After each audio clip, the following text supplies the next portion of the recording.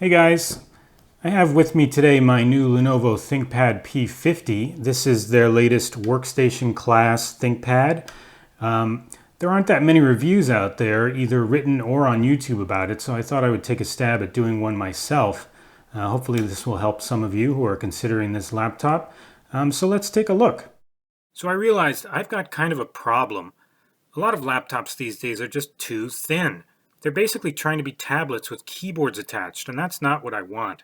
These computers have terrible keyboards, they're not very powerful, they have low-resolution screens, and they're not expandable at all. I understand the appeal of a thin and light Ultrabook to carry around with you wherever you go, but by and large, I don't really do that anymore. I want a laptop that I can carry around the house with me, take to work on the days that I do bring it to work, and take it on the occasional trip.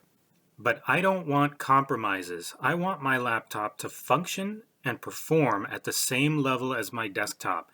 Is that a lot to ask? Sure.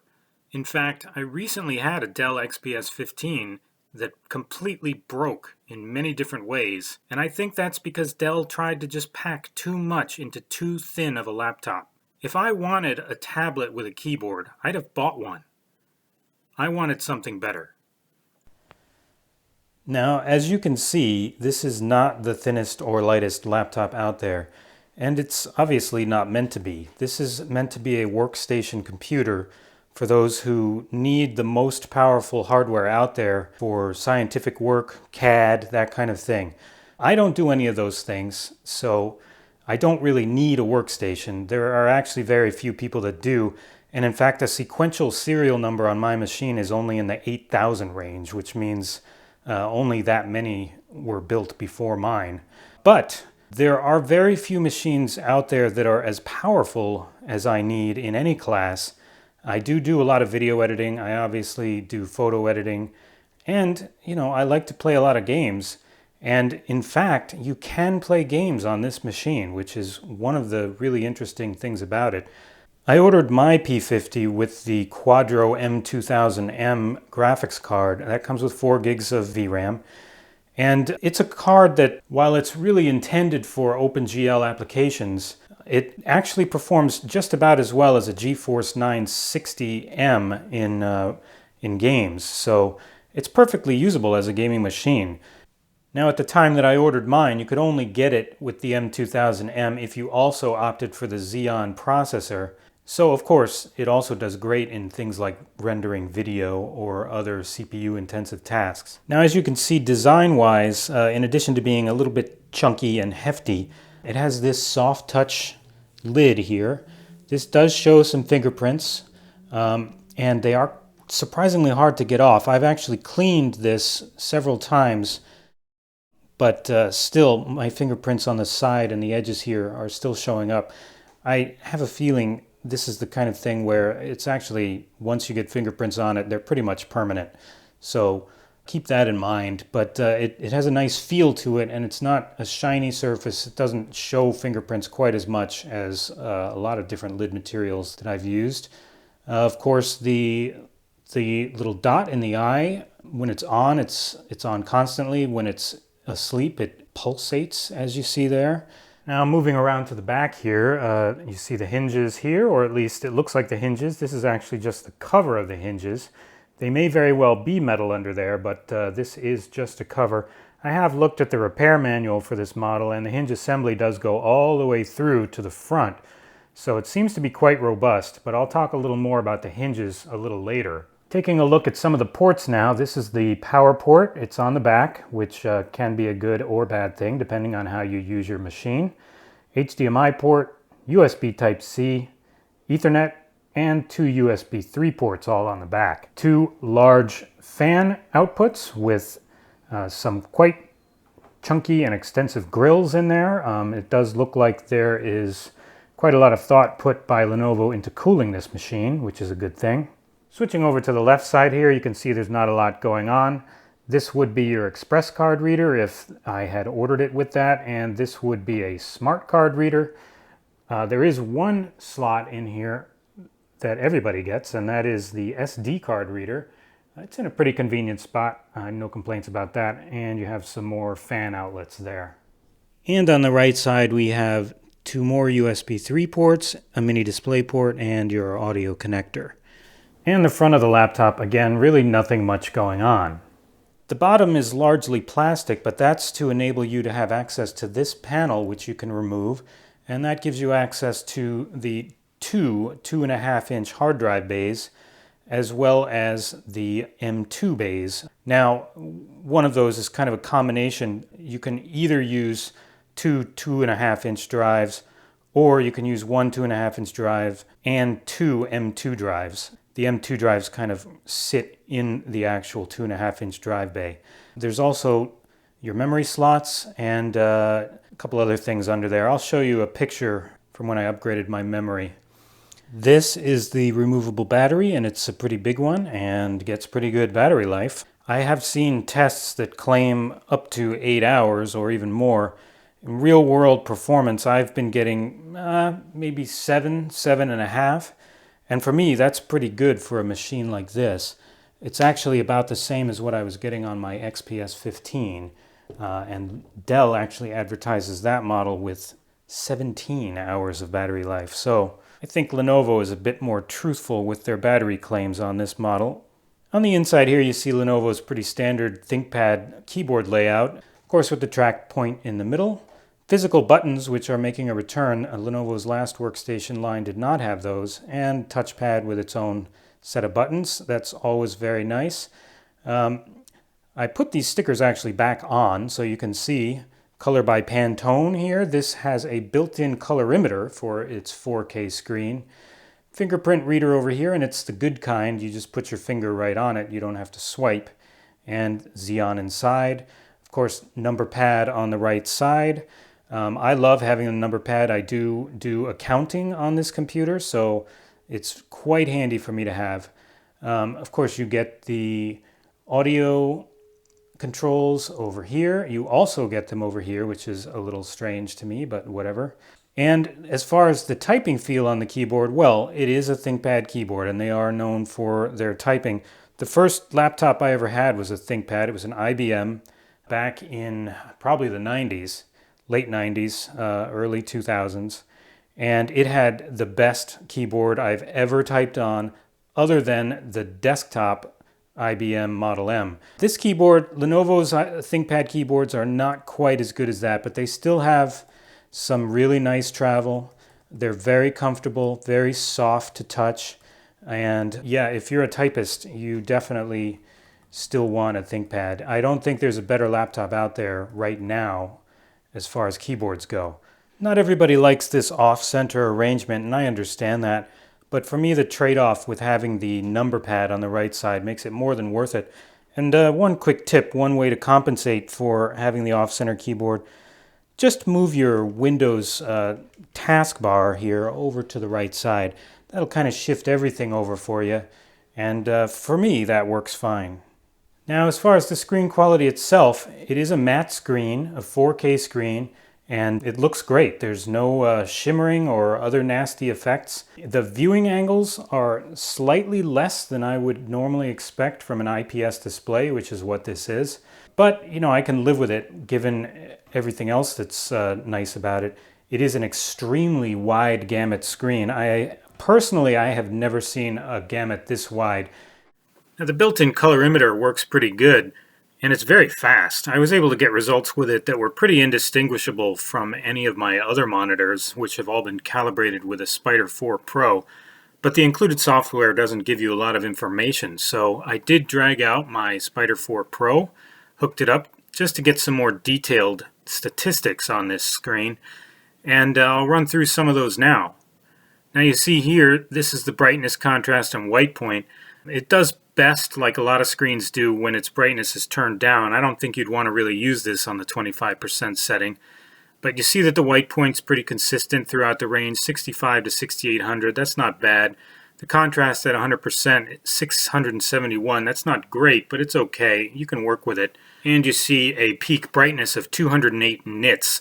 That's also not all that bright, but I personally use this indoors, and it's really intended for that. It's not a go anywhere, you know, not a laptop you're going to take with you to the park. So for me, that's fine, and I think for most people for this laptop's intended use, it's plenty bright enough. Now moving on here to the gamma curve. You see the measured gamma there of 2.3, and the curve itself looks pretty good. Not too far off from 2.2 through the full range. A little bit of a bulge there around the 50% range, but again, really not bad at all. Better than most laptop screens that I've seen. Now switching over to DisplayCal. DisplayCal is a little more complicated. It's a little harder to show you on video, but this is the gamut map from DisplayCal, and this is my screen on this P50 compared with Adobe RGB. The dotted line is Adobe RGB. The colored line is this screen. Now, there is a little area here in the reds and magentas and towards the blue where this screen actually is not quite getting there. And if you actually look at the numbers on DisplayCal, it lists a 97%, actually 98% if you want to round up, coverage for Adobe RGB, but the volume would actually be over 100%, which means it's showing more colors than there are in Adobe RGB. They're just not all the exact right colors.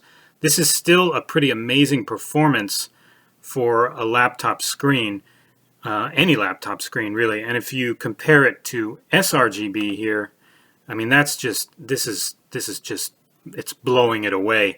Most laptop screens, keep in mind, if they're not a workstation class computer, you're going to get maybe 60 to 70% if you're lucky. A really good screen like I had on my last Sony Vaio, that gave me somewhere around 91% of sRGB, and that would be inside this smaller area here. This screen is far better than that. You're getting a lot more colors than you're ever going to see on the web, or that you're ever intended to see on the web. And it really makes a great screen even for print work, or video work for that matter. Now, if you read through the Lenovo forums, there is a contingent there that is complaining a lot about PWM. What is PWM? Well, it's pulse width modulation. It can create kind of a flicker effect. I don't see that at all, and I am normally sensitive to those kinds of things, so I personally wouldn't worry about that.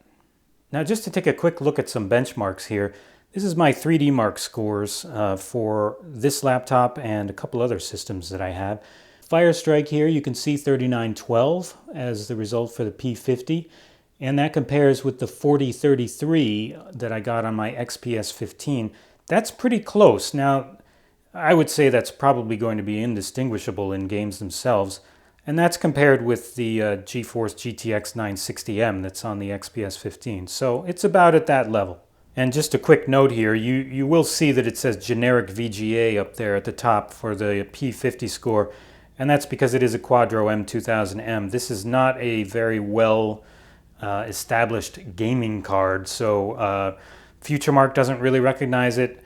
Steam doesn't recognize it very well, and if you are playing games, there are some caveats to that I'll go over in a couple of minutes. Here are the Crystal Disk benchmarks. I ordered my P50 with the SATA drive, and these are pretty typical benchmarks for a SATA drive. Keep in mind, if you do order the SATA drive with this laptop, it's actually going to come as an M2 drive, not a 2.5-inch drive. So that's got some good and bad points. You can easily just add a second 2.5-inch drive, which is what I plan to do. I plan to get a 2 terabyte spinner in there, and that'll give me some nice amount of storage. And you do still have one more M2 slot left, which you can use for a PCIe drive if you choose. I got the SATA drive because it was a cheap option for an SSD with this laptop. Lenovo does charge quite a bit for a PCIe drive. I think it's a $400 option. For me, that wasn't really worth it. I had the PCIe drive in my XPS 15 and it was really nice, but in real world performance, you don't really notice it much. It does benchmark quite a bit faster, and it is theoretically quite a bit faster, but you just don't notice it right now in real world usage. But again, you can always upgrade this laptop to run the operating system or any apps you want off a PCIe drive if you decide to upgrade someday. And here are my Cinebench scores. Cinebench is a benchmarking app that's really actually pretty appropriate for a workstation class computer. It measures OpenGL performance, both accuracy and speed, so it's actually intended for exactly this class of machine. Now, keep in mind, most of the computers you're going to see in the results here being compared with the P50 are actually desktop computers. They're very powerful, and they were purpose-built for what Cinebench is testing. So, let's take a look. So first is the raw OpenGL rendering performance of the Cinebench scene, and you see there 89.66 frames per second, and that actually beats all of the comparison systems in this list. And we have a little bit of information about the system itself. We'll get into some of these numbers in just a minute or two.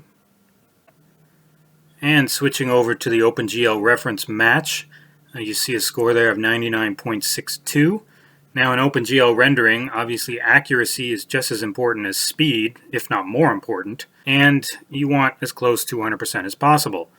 This 99.62, that is actually at the top of the list. Some other systems do just as well, but none do better, so that's a pretty good score.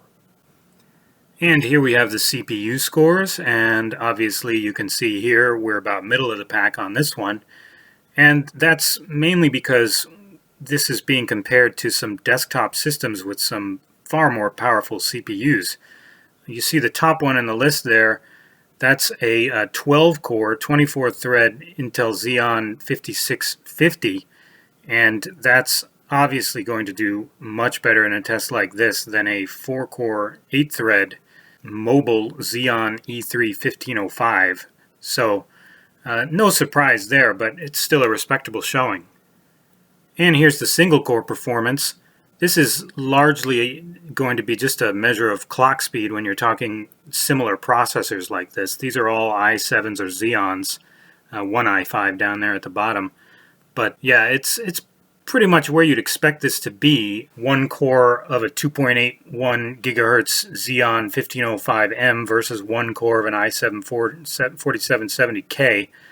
They're not too far off, and they're pretty much where you'd expect them to be given their different clock speeds. And this is the MP ratio. This is largely just going to be a multiplier of the, how much faster the computer is using all of its cores versus one of its cores. Anything that's over sort of one per core is going to be a pretty good score, and they're all pretty similar again here. So again, nothing unexpected in this list. So here I'm just going to go through some Software Sandra comparisons for you. I'm not going to go through all the individual numbers. That would make the video much too long. But just to compare the P50 with some other systems that have already been tested on Sandra, here's my system. This is the P50. Everything is going to be in relation to that. Let's first just compare it to a Dell XPS 159550, similar to the one that I recently had. And you see they're actually pretty close. And I knew that going in. In some areas, the P50 beats the XPS. In this particular area, the drive score, no surprise, the XPS 15 totally trounces the P50. That's because of the PCIe drive in the XPS 15. Like I said, you can order the P50 with a PCIe drive, and I'm sure if you did, the drive score there would be similar. Let's take a look at a gaming laptop. Why not? Let's compare that. This is an HP Pavilion. It has the same Core i7-6700 as in the XPS 15, but it's not even a contest. It's really, I feel bad even having done this. It's it's not even really worth talking about. The P50 completely blows the doors off that machine. This system right here, this AMD FX 8320, this is quite similar to my desktop that I have upstairs. I do have a better graphics card in my desktop, but I'm not sure how much difference that makes to this benchmark. And again, in some ways, now remember this is a desktop, in some ways the Asus here completely demolishes the P50. In other ways, the P50 comes out on top. So kind of a wash probably, but remember this is a desktop. It's got some pretty powerful hardware in it. And I've always thought these FX 8320s were really, really underrated CPUs. I might talk more about that in another video. Let's see if we can find something that's a little more comparable maybe to the P50 here. These other P50s you see here, those are all me doing other tests. Let's just pick, I don't know, let's try this. And that's a desktop machine, again, an Intel Core i7-5820K. And you see there the P50 does pretty well against that too. I mean, there's really, I could go through this entire list here. These are sort of automatically selected machines by Sandra, and they all are going to come out pretty much the same. There's not that much that really beats the P50 consistently in all tests. The P50 is an amazing machine. Sure, there are going to be areas where other systems come out on top, but as an overall machine in a laptop form factor, I can't see how you can get much more power than this. Now, if you do want to play some games on this machine, which you can do, there are some caveats, as I mentioned earlier. First one I'll show you right now. This is Fallout 4, and we'll see what it does. That is what it does. There's no way that I've found to get it to run without manually changing the resolution first. Obviously, this GPU is not really powerful enough to play in 4K, so you can try and tab back into this as many times as you want. It's just going to do that. So what you have to do is manually set the resolution before running the game. I'll do that now, and I'll be right back. So here we are back, and as you can see, Fallout 4 is now running just fine. Let it go through the intro and show you a little bit of gameplay. And we'll just continue from my old game. And loading times on Fallout 4 are about the same on every computer I've ever tried. They are always terrible. But here we go.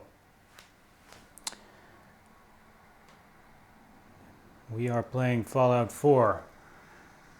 And as you can see, it's running just fine. This is on Ultra settings. Ultra settings with God rays set to low. That's the only sort of tweak that I've done. Otherwise, it's completely on Ultra. Let's talk to Nick. Something you need? Yes, there is something I need, Nick. Something I can do? Well, let's see. How are we doing? And as you can see, looks pretty good, runs great. So yeah, you can definitely play some games on this machine. The second caveat that I want to mention is obviously this is not a GeForce card. There is no GeForce experience that you can use. There's no automatic sort of game optimizations. Everything has to be done manually. Luckily, Fallout 4 actually runs pretty good if you just use the sort of presets that come with the game. The only change that I've made, again, is God rays quality. But a lot of games will require some more manual tweaking to get to run well and look good. But it does work, and it's probably the only ThinkPad that you can play a really advanced game like Fallout 4 on. So yeah, I'm pretty happy with that myself. Now, one of the downsides of having such a beefy machine is this almost clown-sized power brick. It is a 170 watt power brick, and the machine, it needs it. I hooked up a kilowatt while I was doing some benchmarking earlier, and the top measure that I saw was 140 watts. So given a little extra headroom just in case, 170 watts is pretty much what this machine needs. And this thing weighs about maybe a pound, and if you're planning to carry this laptop around with you, then definitely want to consider that. Now, the Dell XPS 15 that I recently sent back had a much smaller power brick, and the laptop itself was a lot smaller too. Wasn't a lot less powerful than this, but of course it broke in several different ways only a few months after I got it. I have a lot more confidence in a design like this. Chunky power brick, hefty laptop. I mean, there's a lot of room in there. None of the components are sort of squeezed. There's room for expansion, room for cooling. So is there anything I dislike about this laptop? Well, only a few minor things. The size and weight do sometimes get in the way, even for me, though not often. The hinges, as I mentioned earlier, are a little strange in actual use. They're not weak, but there is kind of a dead spot when you first open and close the laptop. the lid doesn't quite close securely, and if you're walking around with it, especially in a vertical position, you might feel the lid sort of flapping open and closed a little bit. That said, when you have the lid up in a normal using position, the hinges do sort of lock into place after maybe 60 or so seconds, and the wobble goes away. It's kind of an interesting design. I'm not sure if I like it or not, but just be aware of that. And it's really very subtle, and I'm not even sure if you're going to hear this, but one corner of my laptop doesn't quite rest on whatever it's sitting on. I figured out what the problem is, and it's not that there's any kind of bend or anything in the casing. The casing itself is perfectly straight. The problem, if I can just focus in on this for you, the problem is this little battery latch. This battery latch sticks out just a bit from the bottom of the laptop.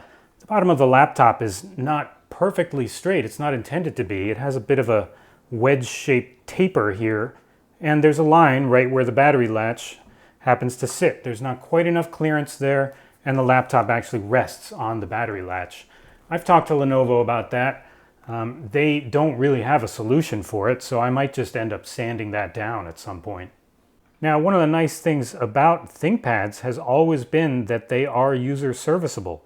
Many parts on ThinkPads, including the keyboard, touchpad, hard drives, memory, even things like the screen bezel, those are user serviceable. Lenovo will send you the parts, and they will send you instructions on how to do it, and you can go ahead and repair it yourself. Not everyone is going to be interested in that. Personally, for me, I've been building my own desktops for many years, so I'm not afraid to get in there and do some minor repairs. I actually have more confidence in my own ability to do that without damaging the computer than some technician who doesn't know me and doesn't care about my computer. So that is, to me, one positive about every ThinkPad, and especially one of the higher end models like this with better support. And of course, there are the warranty options. The standard warranty on this model is 1 year mail-in. I opted for the upgrade for the in-home service, and that was just an extra $19, so I recommend everybody go for that.